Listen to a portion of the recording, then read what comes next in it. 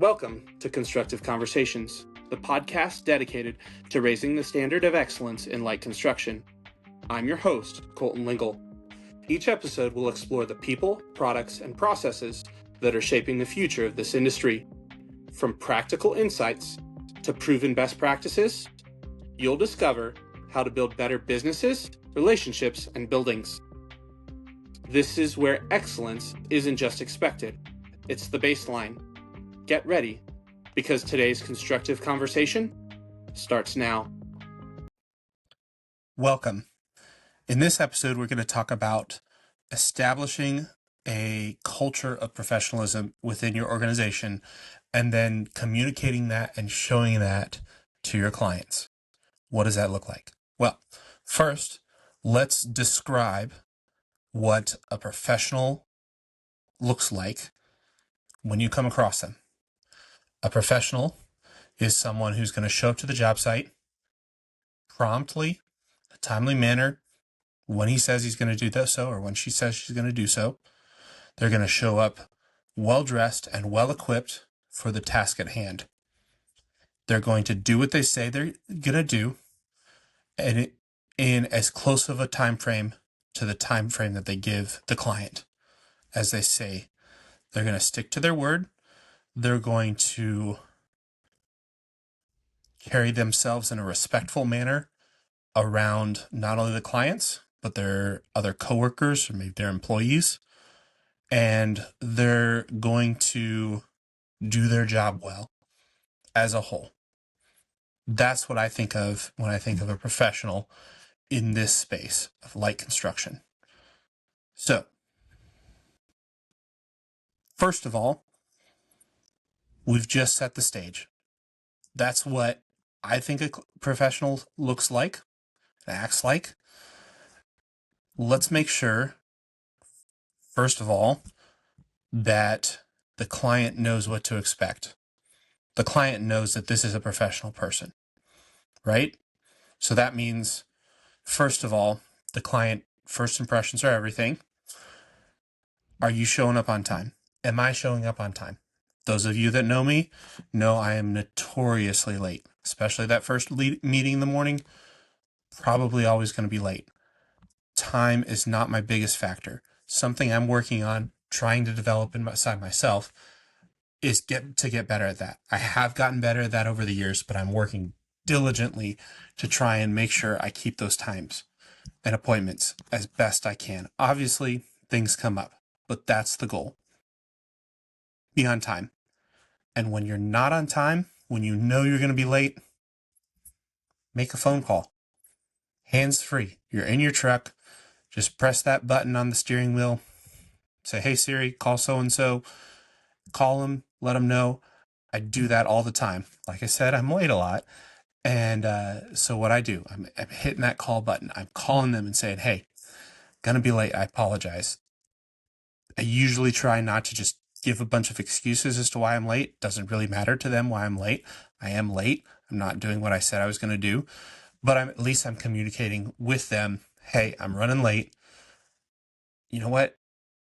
Maybe once in all the years I've been doing this, has anybody been like completely devastated or completely upset that I was late? Most people understand. Life happens. Things are busy.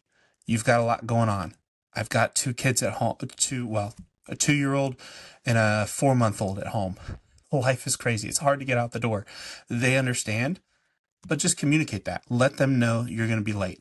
Let your guys know. If you're going to the job site, they're expecting to see you. This is something, again, not the greatest at, but communicate. Hey, I'm on my way. Let them know you're coming. Let them know maybe you're running late, but communicate with them as well. Now, caveat, Western North Carolina, where I'm at, we're in the mountains. My guys don't always have reception on the job site. So sometimes that one doesn't happen nearly as much, mostly because I know they're just not going to be able to get the phone call or get the text because they don't have enough reception. So then, yeah, I kind of just show up.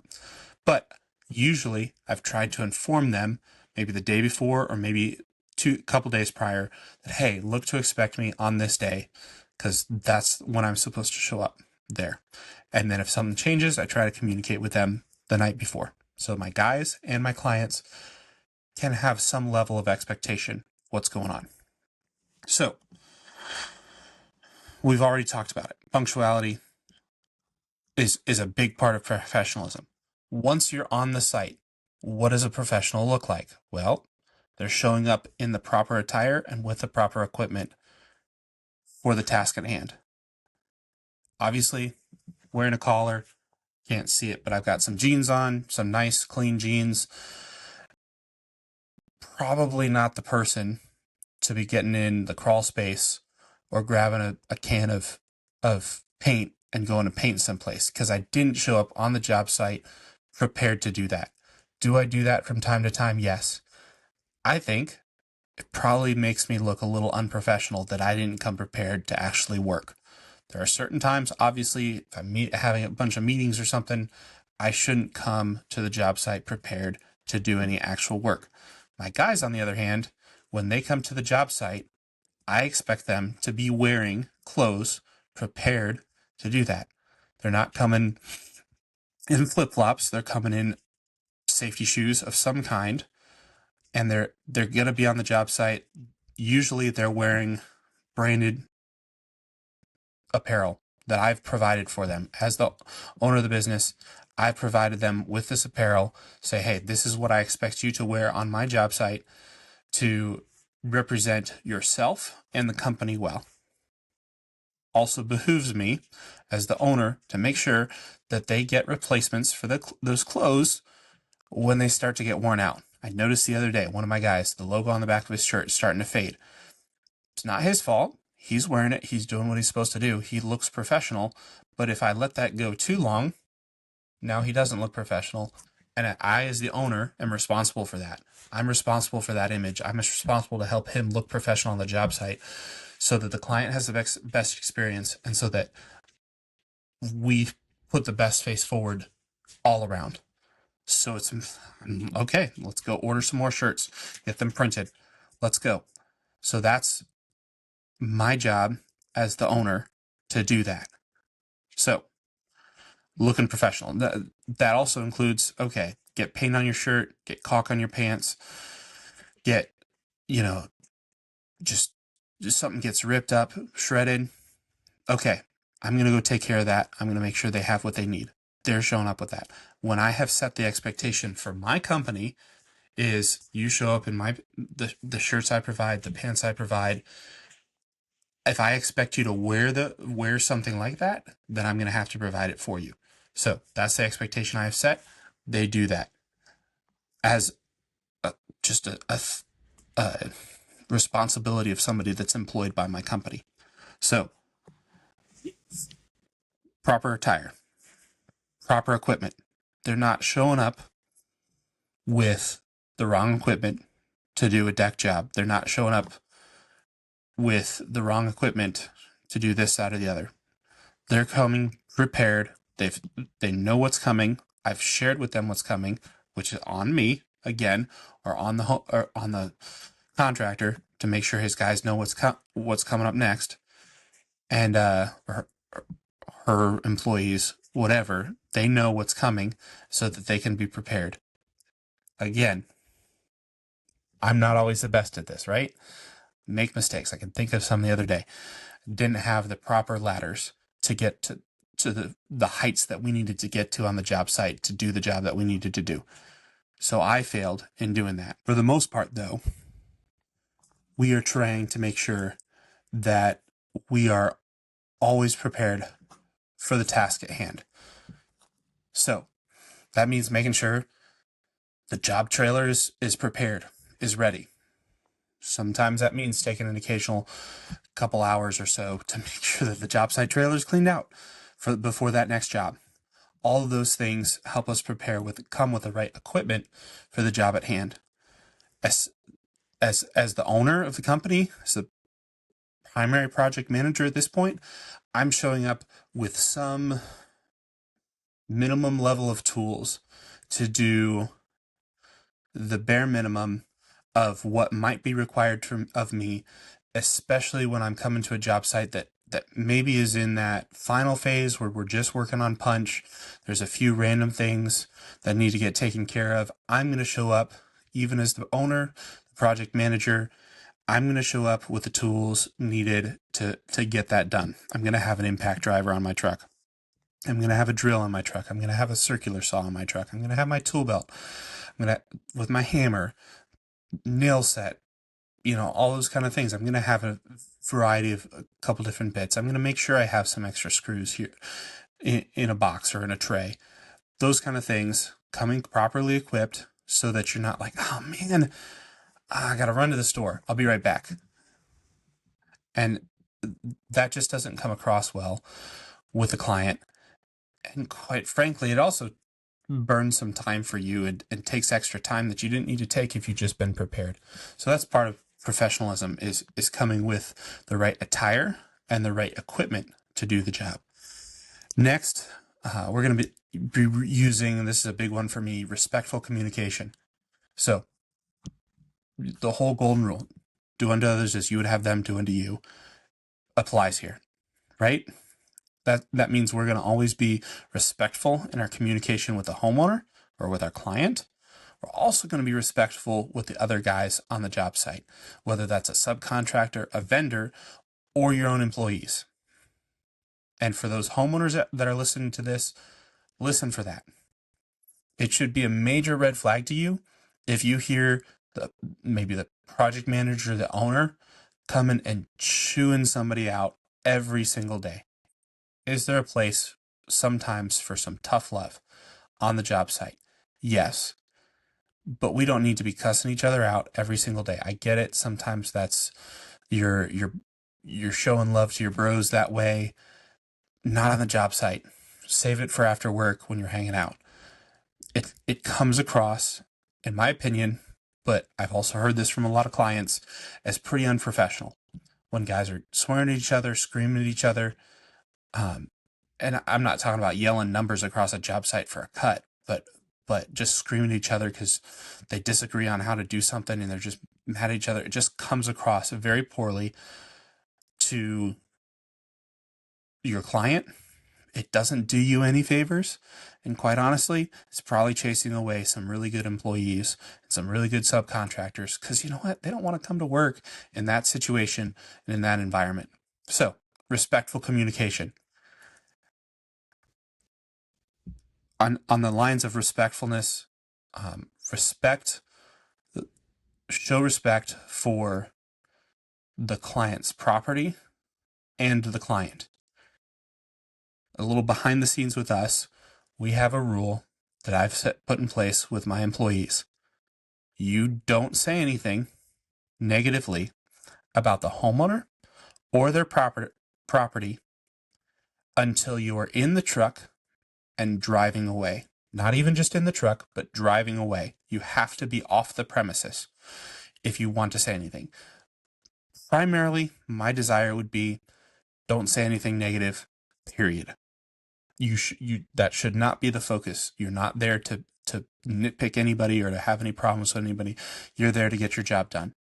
But if you have to say something negative or maybe you don't like the color they chose or whatever, keep your mouth shut until you're away.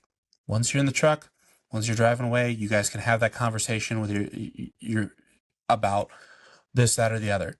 But until you're off property, that includes stuff like, oh man, this house is for sale. That's way too expensive. I can't imagine how much they're asking. I've had guys have that conversation before. If you're watching this or listening to this as one of my employees, you know, because I've called you out on it. Don't talk about the home value in front of the client or even at the client's house. Why do I say this? The clients, most of them have cameras. For good reason, they should have cameras. Having cameras, the homeowner having cameras on your job site, watching your work is a great thing for you and for them. But that's a side note. They have cameras. Cameras have microphones. They're listening, or they could be listening to you trash their home value, or maybe you think they priced their home too low, or you think their house is trash. They shouldn't have priced it that much. It doesn't matter. truthfully, at the end of the day, it doesn't really matter to you unless you're the person buying the house. That doesn't. So just that was a pet peeve of mine. Sorry, I know I've ranted on this one for a second. That was a pet peeve of mine. Just don't say anything negative. On the flip side, say all the positive things you want. If you think of a positive thing about it, feel free to talk positively about it, especially the homeowner. Most people I know, most clients I've run across appreciate you complimenting their home. Keep in mind, this is their home, or this is something that they have worked hard to attain. We're in Western North Carolina. A large number of the projects that we work on are second homes. These people have worked very hard. These clients, sorry that I'm not trying to be rude. These clients have worked very hard and been very successful in their lives. And they've worked hard to have this second home. Give them a compliment about it. They chose this home. They chose a bunch of the aspects about this home. They liked the location, whatever it is. Be complimentary about it. Obviously, don't just throw out compliments for the sake. Mean them. Be genuine about them, but be complimentary about them. It brings across an air of, hey, I can appreciate this. I can be in that. At the end of the day, I'll be honest with you, I don't have to live there. It's not my home, so it doesn't really affect me. But I can appreciate certain aspects about a home. Thinking about just different times, there's so many homes with views around here that we've had a chance to work on. Simple things like complimenting them on the view. They're usually amazing views that we get to enjoy. Thankfully, I get to enjoy them as a contractor working on the house. I get to stop and admire that. They get to admire that as they're enjoying their home. So compliment that. Most people have, in my opinion, fairly decent taste when it comes to decorating their home. Compliment them on that. The paint color they chose. They usually have a reason for it. They have good reasons for it. And you know what? As a contractor, quite honestly, get to see that and go, oh yeah, that's exactly the color that needed to take place. They have the right intuition for their home. Compliment that on that. Show a level of respect for them and their property and their hard work that they've put into that property, as you're just a tiny piece of the puzzle that they're going to have in not only the journey of them owning that home or that property, but also their journey of life. So just recognize that you're a small part of that, and that, you know what, you can be nice to them and show respect to them, and show appreciation for what they've done, and that'll go a long way towards helping you be professional. So that's being professional towards the client. Here's something that can help you be professional towards the people that you're working with.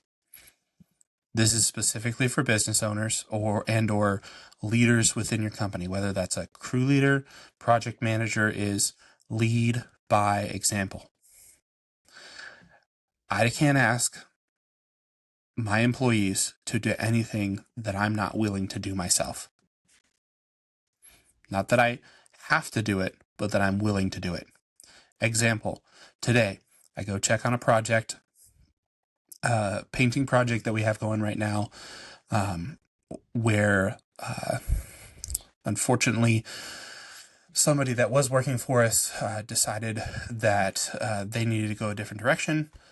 They left, but they left during the middle of the day, and for whatever reason, I haven't been there recently, and I come back and the ladder that this person was using with a walkboard is still in place on the roof. Somebody's got to take it down. It was a high, awkward place, very difficult to get to. Both of the guys that were on that project, working hard, but they were clearly uncomfortable getting there. The person that put the ladder there was trying to do a job, was working really fast, probably shouldn't have put the ladder where they were working, but it just had to be taken care of. So guess who got to climb the ladder and get the walkboard down? Uncomfortable with it, not my favorite thing to do, But I couldn't ask either of them to go up that ladder, to take that walkboard down, if I also wasn't willing to do it. And in this case, I'm the one that took care of it. Not a huge pat on the back for myself, other than just trying to tell you guys a story of it's important to me that my guys know that I'm not asking them to do anything that I also can't do myself. Let me back up. I can't ask them to do something I won't do. So certainly there are times where I ask them to do something that I am not currently doing. For instance, I ask them to get up on ladders all the time to go paint. I ask them to go work. As I'm going and climbing in the truck and driving away to go to the next job site, I'm telling them to get back to work. It's not that I can't go and work with them. It's that I have responsibilities that take me other places to keep this entire ship afloat and moving in the right direction. But when push comes to shove and it's time to do it, put my belt on, make sure my hammer's in the right spot, and we go to town, right? We're going. We're going until the work's done.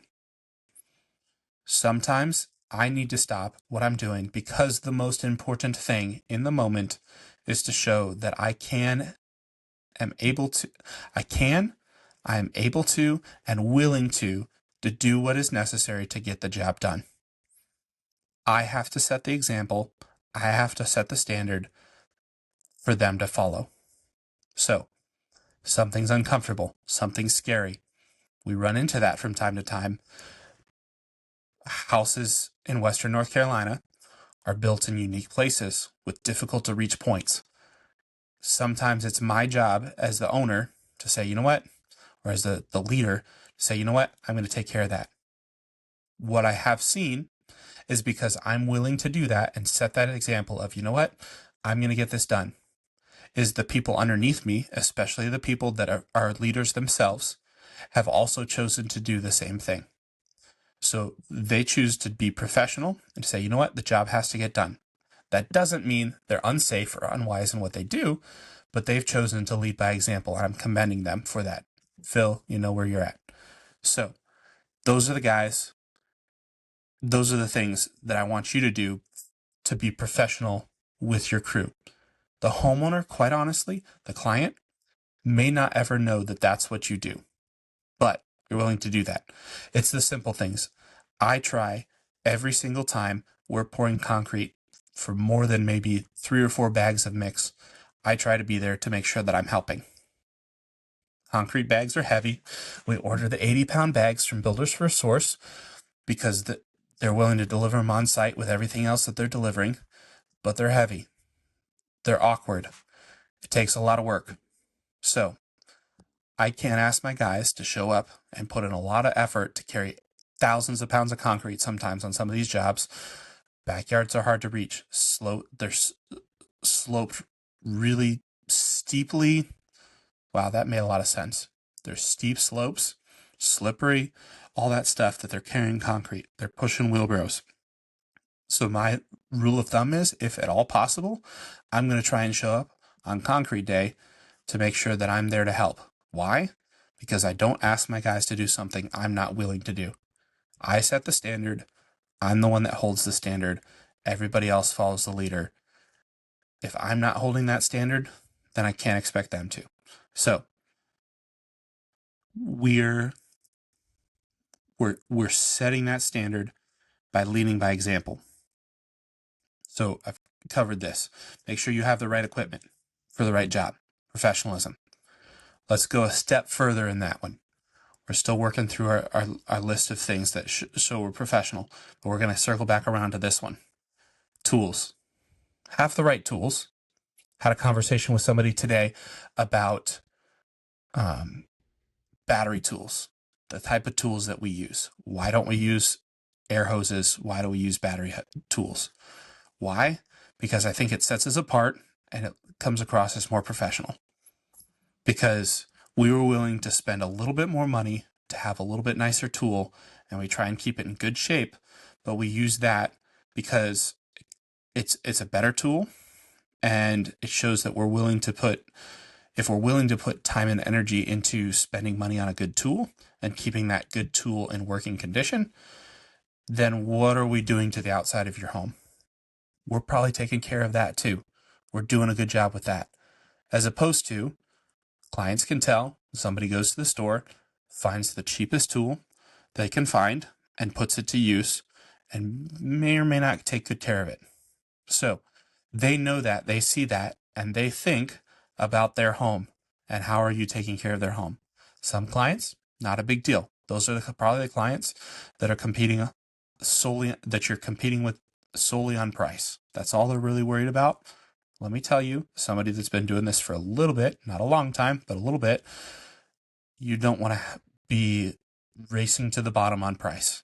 It's very painful. So spend a little bit of money on your tools, take care of them, and encourage your guys to take care of them. Call them out when they're not taking care of the tools. Not talking about being rude or mean.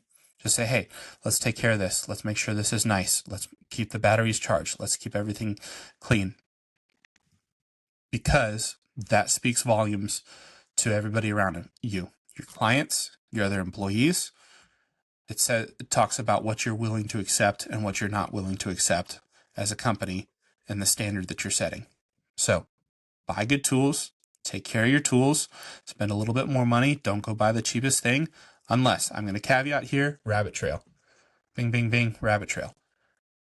If you're trying to figure out if this is the right tool for the job,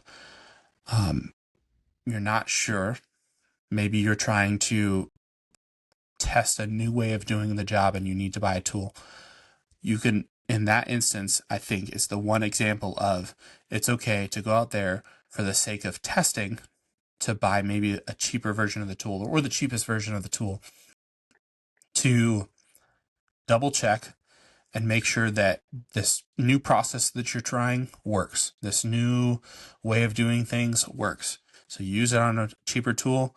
Sometimes that tool lasts. Sometimes you find out the process works or the what you're trying to do works.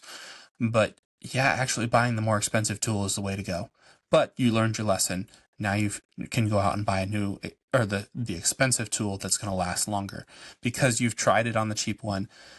And then if something fails, maybe it didn't work the way you wanted it to work.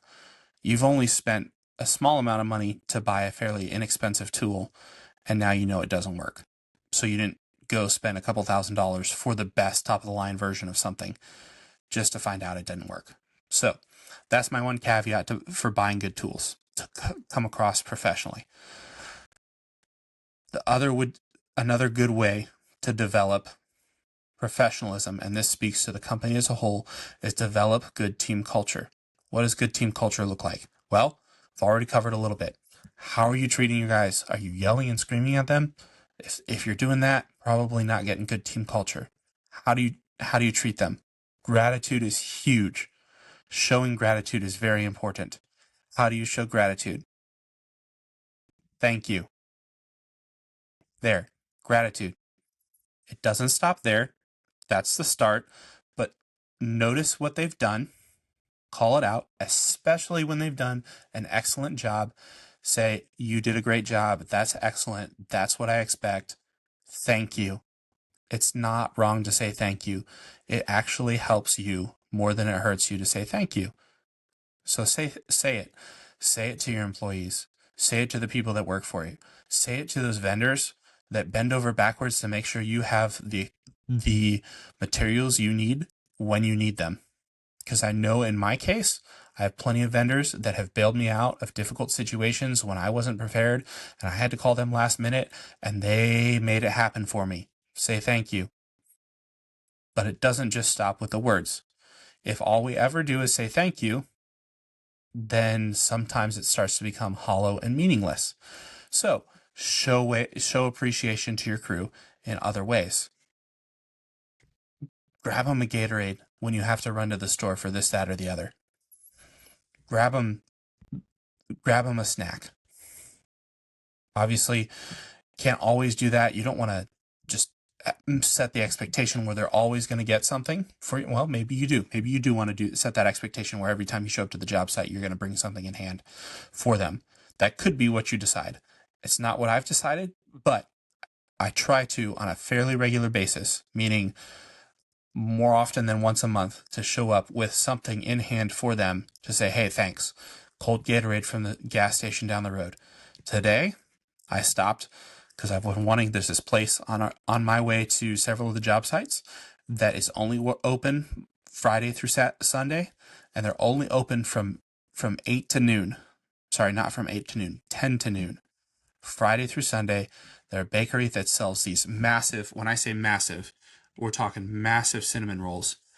And so I stopped and picked up a couple so that each of the guys could have a cinnamon roll with their lunch. So just to say thank you. And then I had one extra. I was able to give it to my office manager. Hopefully he enjoyed it.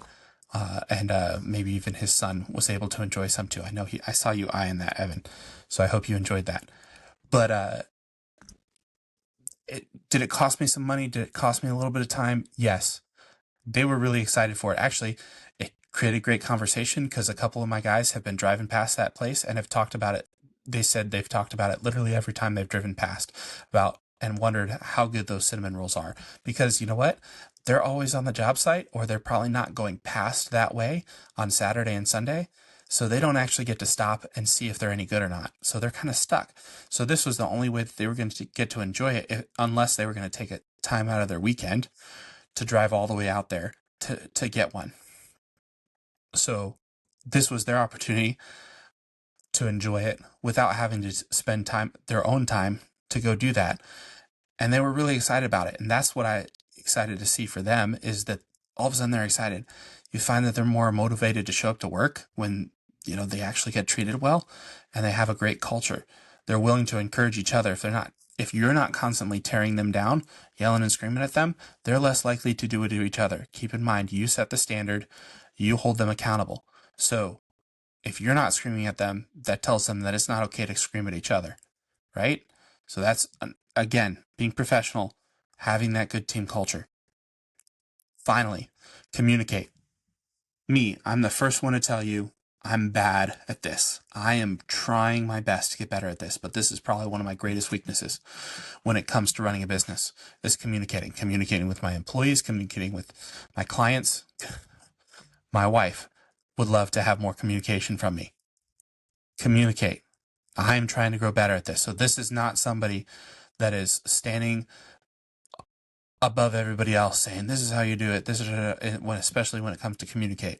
This is somebody that is just barely learning how to communicate well and effectively with his clients and with his employees, with his family, everybody. I'm trying to grow so much in this, but communicate. Take the opportunities to communicate with your clients. Take the opportunities to communicate with your employees. When you think about them, communicate with them. If you are unclear about something, they're probably unclear about it, about that same issue. So communicate about it. Maybe it's just, hey, trying to figure this out. We on the same page here? Maybe they will be on the same page. Maybe they won't. But communicate. So first of all, for my clients listening to this, I apologize. This is one where I need to grow. But this is one of the things that was called out, helping professionalism inside the organization to create that great experience. So what are some of the takeaways from this podcast? What are some of the things that I want you guys to walk away with and to be able to put into practice today, this week, next week, this month, this year? Set the expectation. Set the expectation with your employees. Set the expectation with your clients. This is what professionalism looks like. This is what you should see from us. If you don't see this, let us know.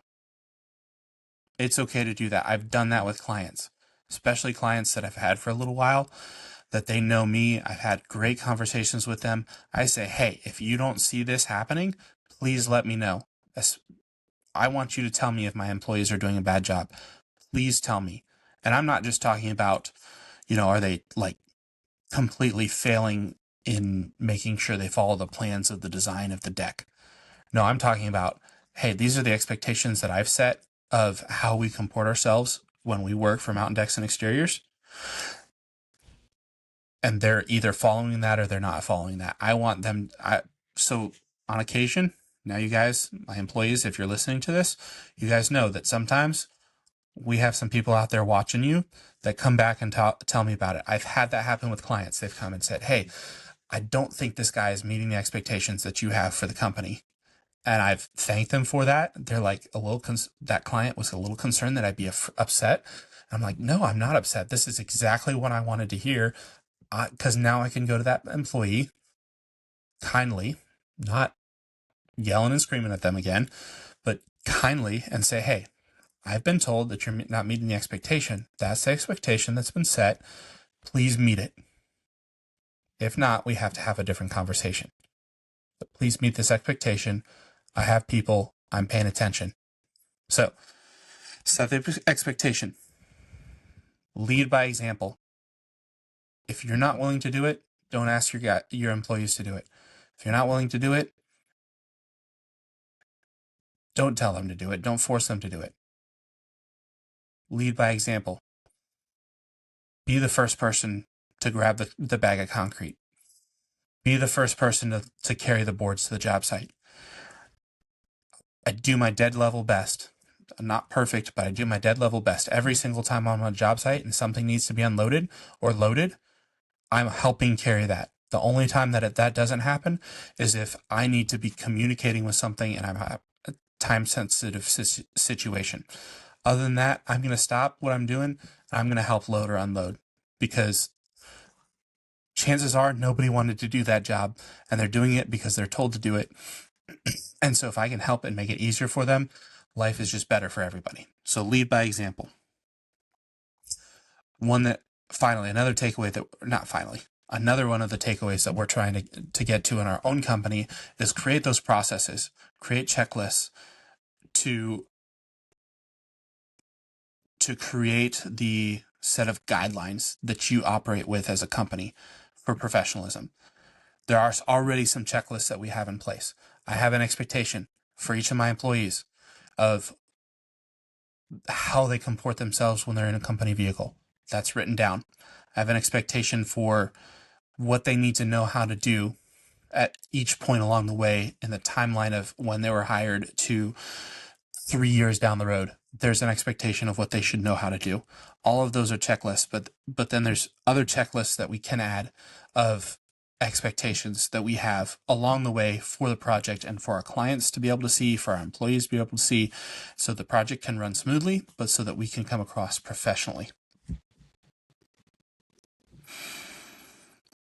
Another big one for me, already talked about it, gratitude, but recognize greatness. Call it out. When they're performing to the standard that you've set, call it out. That gives you the ability, when they're not performing to the standard, for you to also call them out in that situation. But if you only ever call them out in the negative situations, they're not going to listen to you and respect you the same way they will if you call them out when they're also doing a good job. They will be much more motivated. Your employees will be much more motivated to do their job well if you congratulate them and call out their accomplishments, especially in front of other people and the clients. Do it. It reflects well on them, and it reflects well on you to call out your employees for doing well. Reward them for it, congratulate them for it, and rewarding them for it can simply be words of affirmation, but it might also be going and getting them a bonus, or treating them to lunch for doing a good job. All of those things can be ways that they can tangibly see, hey, I'm doing a good job and I'm getting rewarded for it. My boss appreciates it. Finally, again, communication, keeping the clients in the loop. Make the phone calls. Make sure they know where you're at. I've got to do that. I'm recording this on a Friday. Saturday morning, they're gonna be getting some information. Several of the clients that the projects are going on, they're going to be getting information about what's going on with their projects, where we're at, and what they can expect moving forward. So communicate with them, communicate with your clients, communicate with your employees, set the standard, lead by example. That's all I got for you guys. Thanks for listening. If you found value in this, please subscribe, stay humble, stay busy. We'll talk to you next time. Thanks for joining us on Constructive Conversations, where we're raising the standard of excellence one episode at a time. If you found today's discussion valuable, be sure to subscribe so you never miss an episode. And if you know a homeowner or contractor who could benefit from these insights, share this podcast with them. Until next time, keep building smarter, keep raising the bar, and keep the conversation constructive.